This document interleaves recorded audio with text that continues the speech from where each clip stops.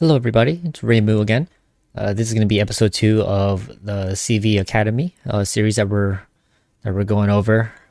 For today, we're going to be basically talking about just general basics of what a carrier is, some information regarding the class, and basically just what you're going to be doing, what you're going to be focusing on throughout the games. And we're going to be talking about random battles and clan battles.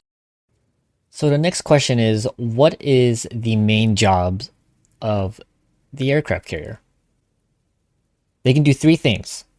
They can spot for the team, they can deal damage and finish off targets, and they can also provide fighter coverage. Now, even though these three things are your main duties to fulfill during the match, you won't be able to accomplish all three at the same time. Reason being is because you only control one squadron now, instead of back in RTS days, you can control all squadrons that you have available. Now you only have one.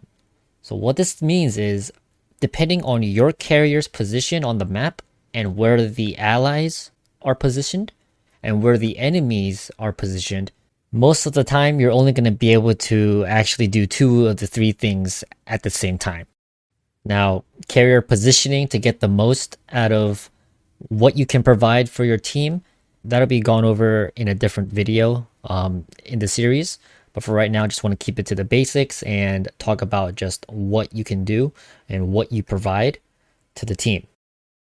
Moving on, the next thing that you have to know as an aircraft carrier is the AA values that a cruiser or a battleship can have. What kind of consumables they have, whether they have defensive fire, or whether they have strong or weak AA. That'll determine most of the time who you're going to be striking, who you're going to be spotting, and who you can tell your team to focus fire. Who's the biggest threat? Now, all of that comes with game knowledge, with game experience. So it's not something that is just a straightforward on paper. Focus this, do that. Best thing to know is to look up briefly the cruisers in the same tier as your carrier that you're currently playing, and keep note and keep track of who has the strongest anti-air, who is able to be struck with minimum losses.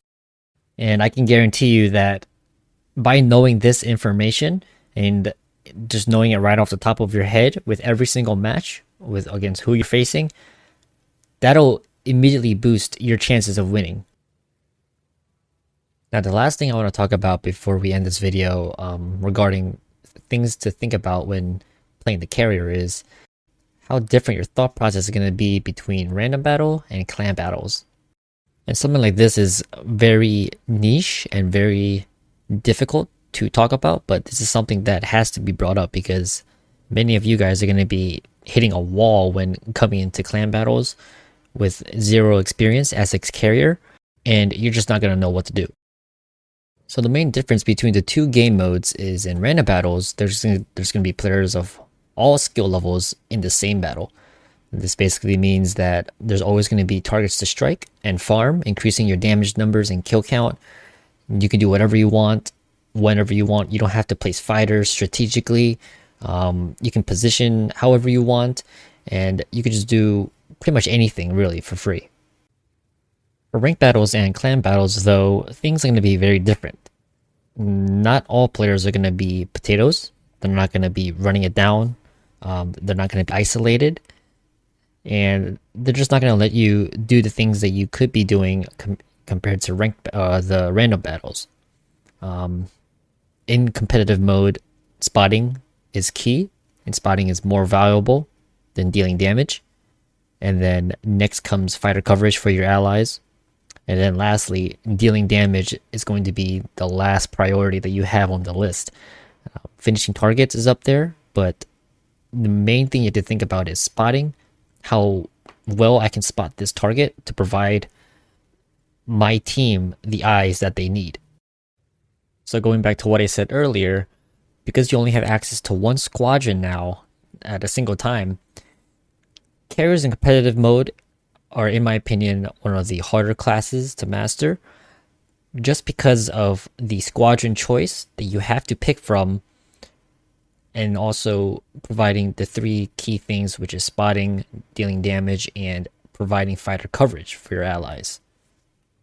And now how reworked carriers play, you're basically against race against time. How quickly you can deal out the damage, how quickly you can spot, and how quickly you can cover your team. It's basically just adapting to the situation. It's gonna be different for every single match, of course, but that just comes with experience.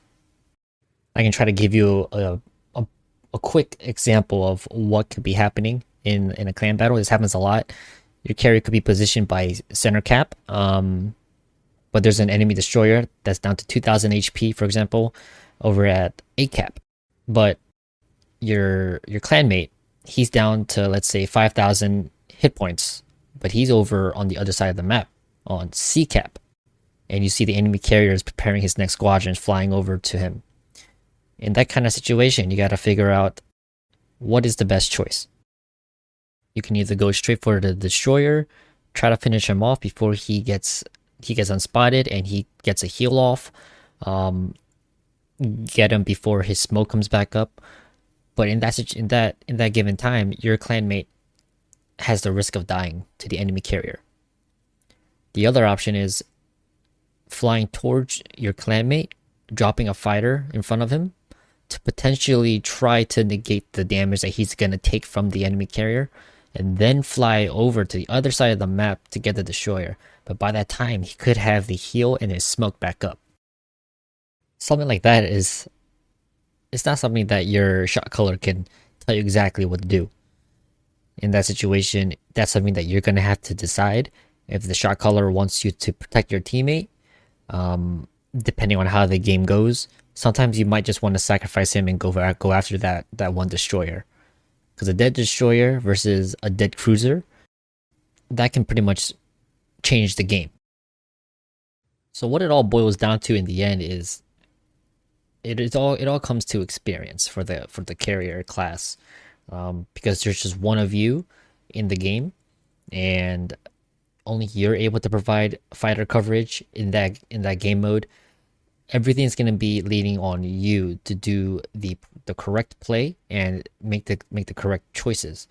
I'll try to help you guys out later on, trying to pick the better option of the two. Try to provide examples of what to do in that given scenario.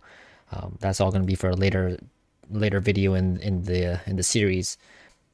I'll be able to talk about random battles and clan battle settings and how you can improve your gameplay, all that kind of stuff. But that's all going to be just for a later time.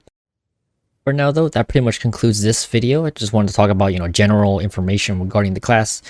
Just a few pointers here and there. Your objective, what you can do for your team, what you provide for the team as the aircraft carrier, and the difficult choices that you're gonna have to make in a lot of your matches, even in random battles, not just clan battles specifically, that can pretty much just give you the win or make you lose.